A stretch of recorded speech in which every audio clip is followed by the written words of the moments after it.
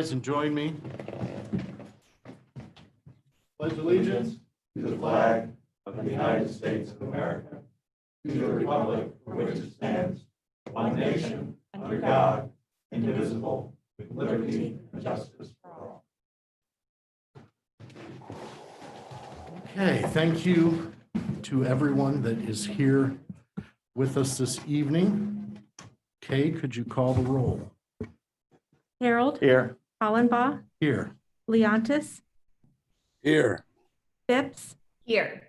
Robinette, Here. Roland, Zanfordino. Here. Okay, I'm assuming Sandy will be joining us eventually. The minutes for the special meeting from July 14th and our regular meeting on July 20th were distributed. Are there any additions or corrections to those minutes? Mr. President, Mr. Harold, may I make a motion to approve both, or should we do it separate? I think both is fine. I move that we approve the minutes from July 14th, 2020, and the minutes from July 20th, 2020. Second. All right, properly moved and seconded. All in favor, say aye. Aye. Aye. Opposed, same sign. All righty. Mr. President, Yes. should we note that Councilmember Roland has joined us? Welcome, Sandy. Thank you. Okay, correspondence. Yes. Distributed to you prior to the meeting is a listing of budget transfers to be made for the month of August, and those transfers require your approval. Okay, do I have a motion to approve the budget transfers? So moved. Second. All right, properly moved and seconded. All in favor, say aye. Aye. Opposed, same sign. All righty, That's all I have. that's all we have. Lobby visitations. There are no lobby visitations. No lobby visitations. There is no new legislation. Official reports. Mayor Osbacher. Good evening. It's good to see everybody, including those of you that are here virtually. In August of 2019, Mayor Edwards and City Council announced an early parking holiday that removed the charge to park within city-owned parking lots and on-street meters. This was done in an effort to welcome people back into the downtown area following 2 years of extensive construction. During this time, we have seen that parking enforcement can be successful and still occur without a meter or a kiosk. And there has been a very positive response to the free parking arrangement in these areas. I very much appreciate the efforts of the police division as they have reworked how they're enforcing the parking laws. Tonight, I'd like to announce that as a result of these outcomes, I'm asking city staff to begin taking steps to make this a permanent arrangement in terms of parking policy. This decision did not come easily. There are numerous pros and cons to this issue. And in making the decision, I've talked with staff, downtown property owners, business owners, and everyday residents.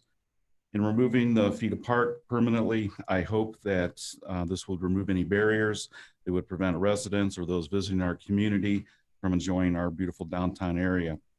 I do realize that this does come with a financial impact.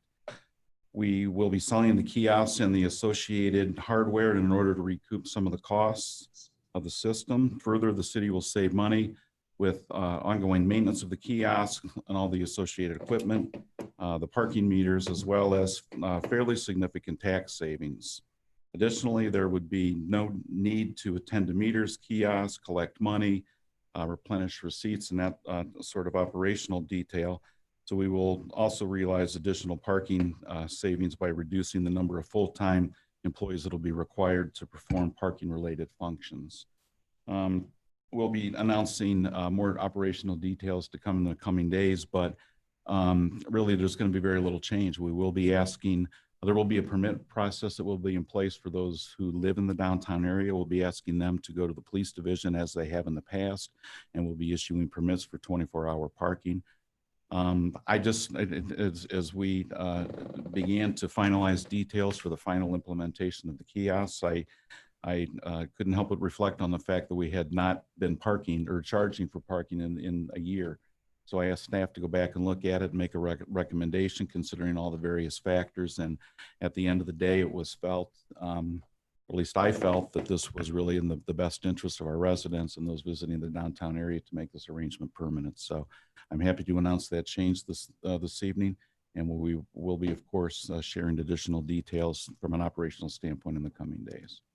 That concludes my report, pending any questions that you may have. Mr. President? Yes, Mr. Harold. Mayor, I would like to commend you for a bold decision like that. You're going to make a lot of people happy, downtown business owners, those that frequent the downtown, those that have done battle with kiosks in the past.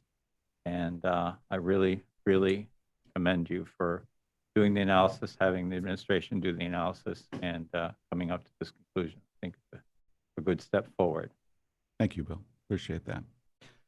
And that's all city lots that are metered right now, or kiosk will not be in the future. Correct. Okay. I have a Anything question else? also, Mr. President. Yep, go Yes, ahead. sir. Mr. Mayor, so the people who are normally doing those duties, have they not been doing them for some time, or have they been reassigned to something else, or?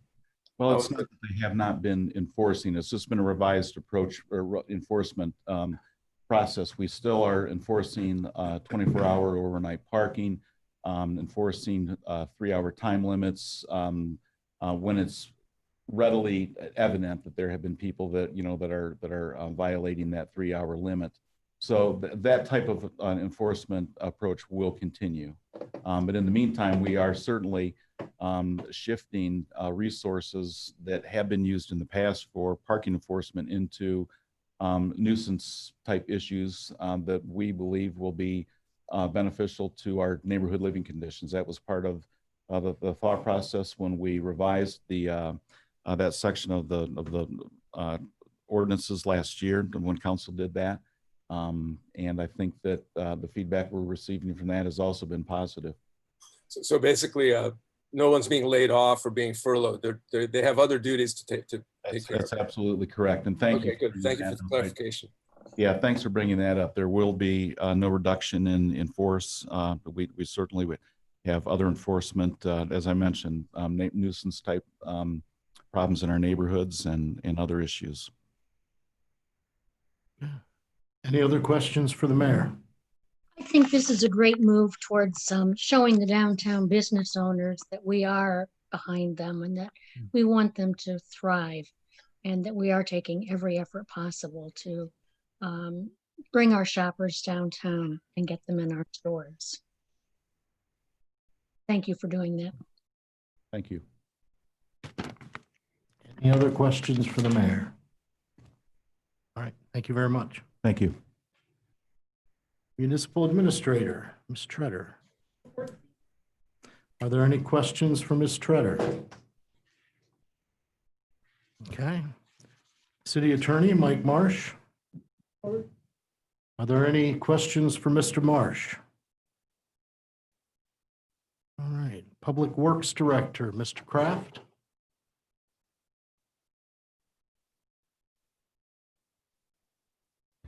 Good evening. Thought I'd stop by and give you an update on where we're at with some construction over the summer. Thurston, have you seen, has been milled and paved. That's pretty much the main line. We do have intersections to pave yet. We got the center line striping done. We have yet to do the crosswalks and the stop bars and arrows out there, but that will happen soon. Tomorrow, we're going to mill Flanders. And then on Saturday, Flanders will be paved, and then the remaining parts of Thurston will be paved on Saturday. South Maple Street has been worked on since March, April time period. Where we're at right now, the sewer taps are done. The water main line is being laid from Pearl Street north to Wooster. I'd say they're about 3/4 to 7/8 done up to Wooster end. We're targeting a closure of Wooster Maple intersection soon. We'll get details out about that. What that would involve is probably a week-long closure of Maple and Wooster intersection to make the water line tap for South Maple, water line tap for North Maple. 2 manholes get replaced, and all 4 catch basins would be relocated, rebuilt, and relocated in each corner. And then when we open it up, it'll be paved back to surface asphalt and reopened. Timing of that is kind of related to the progress of the water line being laid on Maple Street currently. After that, what's left on South Maple, once the water line is up and running, pressure tested, bacteria tested, is water taps. Finish removing all the curbs. Finish removing sidewalks. Curb preparation will take place. New curbs will be put on South Maple on both sides from Wooster to Pearl. And then the intermediate pavement would occur. At that point, we would stop pavement. We'll jump back on doing sidewalks and driveway repairs. The sewer main, which is yet to be lined, will be lined hopefully while it's still at least under intermediate pavement in case I have a problem. Something gets messed up and needs dug up, we'll dig an intermediate before we put the surface course on there. So a lot of this work is looking like September would be kind of the concrete work. Late September or October would be the intermediate pavement, and the middle of October would be the final course of asphalt, followed by putting the yards back together with the grading and seeding. So if everything goes well, we're finally on out of the bedrock, so the pipelining laying is speeding up, bedrock slowing down for a little bit. But if all goes well, by middle of October, we should have pretty much South Maple rebuilt from Pearl to Wooster, from right-of-way line to right-of-way line. That would include adding a sidewalk all the way down to the Pearl Street end on the west side, where currently it stops about 300 feet short. And all the sidewalks can go from 4 to 5 feet wide, which we've seen as a major improvement for people using the neighborhood to getting around. And I believe that's my report. If you have questions, me. Are there any questions for Mr. Kraft? Mr. President, Mr. Harold? Brian, at what point will the share roast be put on Thurston Manville? Manville's done.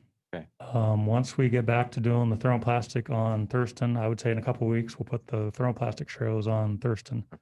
What we've been doing the last 4 or 5 years is putting this emulsion on the pavement, which kind of revigorates the pavement back to its original chemistry quality. I won't get into the details, but it makes the pavement last longer. And you want to put that on first before you do the thermoplastic, because it's I'll use the word oily. And you want to let that kind of knead itself out and get traffic on it for a few weeks before you put the thermoplastic on there. We did stripe it, but we do have some more striping to do citywide yet. So if the emulsion messes up that paint, we'll just restripe it when we do the citywide striping program. So sharrows are coming, just probably, hopefully before the students get back in town, but it'll be close. Great, thank you. And Brian, the sharrows on Manville were painted as opposed to the plastic Correct. process? Painted. Great. Yeah. And we'll see how that lasts. It's kind of a little bit of a study. We were even somewhat leery of doing it because we knew paving Thurston would be driving asphalt trucks down Manville over our new sharrows, but what better way to test them than see how it works? So far they look like they're doing pretty well. All right. Any other questions? Thank you, Brian. Thank you. Council committee reports. All right. You want to summarize the finance committee? Yeah, Mr. President, I'm sorry, I don't know if everyone's there, but we did have the Finance Ways and Means Committee meeting this evening. We received a report from Finance Director Brian Bouchon, and I think everyone saw that. There's a report that will be issued. There are copies of the slides that the members can have. And we also reminded everyone that they did receive, prior to the meeting, copies of a report from on recycling and refuse from Amanda Gamby, as well as a PowerPoint printout of that as well. So there were no decisions, no votes, no recommendations. This was just information and an update from the city to prepare us as we move forward. Okay. Other council committee reports? Okay, could you lead us in the reading of legislation? Yes. There is no legislation for first reading. Legislation for second reading, ordinance number 8864 for second reading, ordinance to determining to proceed with the plan of services of the expanded Bowling Green Central Business Special Improvement District Incorporated and providing for the levy of assessments, therefore, and declaring an emergency. Legislation for third reading, ordinance number 8858 for third reading, ordinance authorizing the utilities director to advertise for bids and enter into a contract or contracts for electric distribution improvements at the water pollution control facility. Mr. President, Mr. Leontis. I'd like to move that we adopt ordinance 8858 at this time. Second? Okay, properly moved and seconded. Okay, Hollenbaugh, yes. Leontis, Yes. Phipps, Yes. Robinette, Yes. Roland, yes, Zanfordino, yes, Harold. Yes. Okay, ordinance 8858 is adopted. Ordinance number 8859 for third reading, ordinance accepting a deed from HCF Realty of Bowling Green Incorporated for right-of-way and utility purposes on West Poe Road. Mr. President, Mr. Leontis. I would like to move that we adopt ordinance 8859 at this time. second, Okay, properly moved and seconded. Okay, Leontis, Yes. Phipps, Yes. Robinette, Yes. Roland, yes, Zanfordino, yes, Harold, Yes. Hollenbaugh. yes. All right, ordinance 8859 is adopted. Is there any other business to come before city council this evening? Mr. President, Mr. Leontis. well, first I just have a question. For 8864, there was an emergency declared. Are we passing that today, or is that not going to be done? I'm just curious because I'm trying to understand how all these things work. Ordinance, the one that received the second reading, 8864, there'll be a third reading, and at that time, we'll request the emergency clause be enacted, and that will allow that to move forward expeditiously. Okay, well, good. Thank you very much. So the issue I'd like to bring up now is a letter is being circulated among the city council, and this pertains to the crisis we're in, and we've seen with the finance committee how the crisis is bearing down on our finances. The crisis, of course, is the pandemic. And so this letter that's being circulated is directed to our congressional delegation, in particular to our senators, Sherrod Brown and Rob Portman, and to members of our Ohio congressional delegation. And the idea would be that we will scan the letter once people have signed it, and also forward it to other cities and encourage them to contact their legislators. So I'd like to read the letter at this time. And so we put it on the record.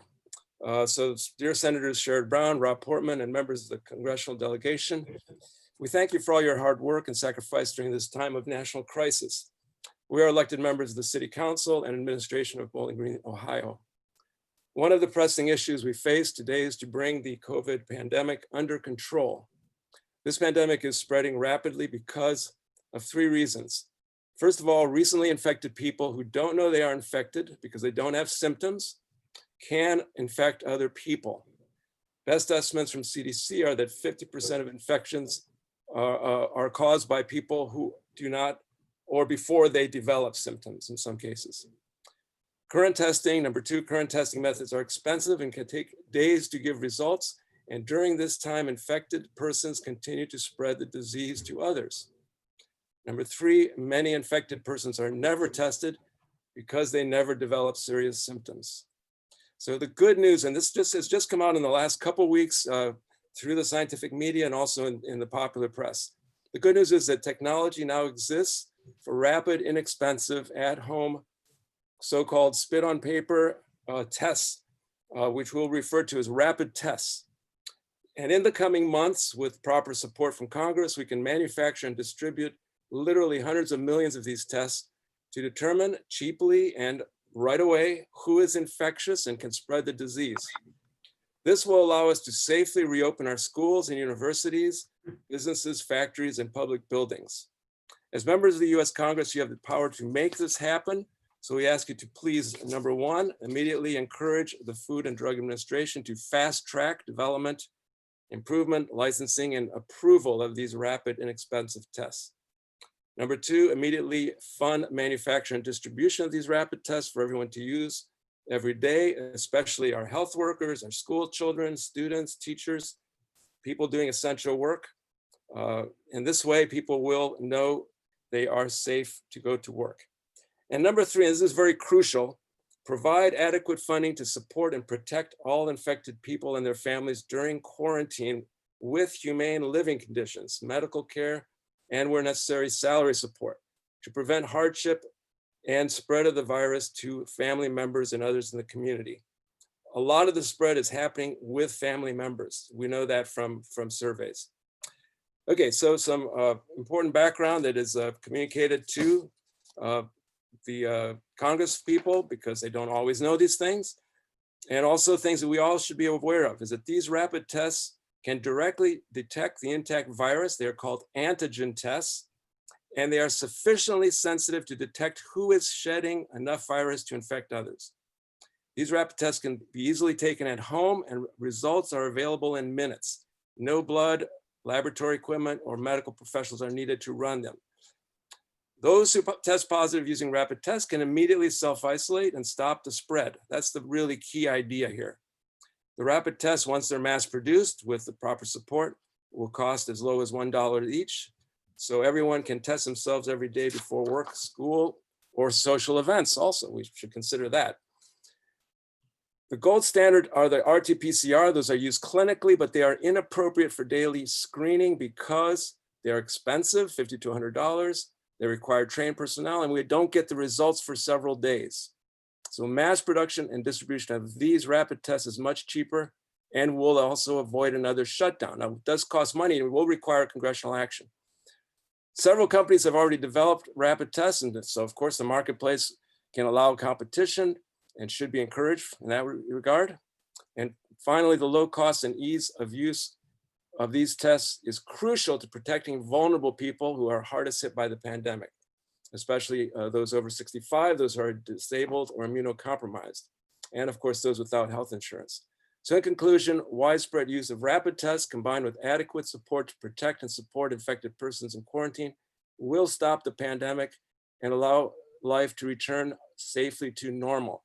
Thank you in advance of your attention to this urgent matter.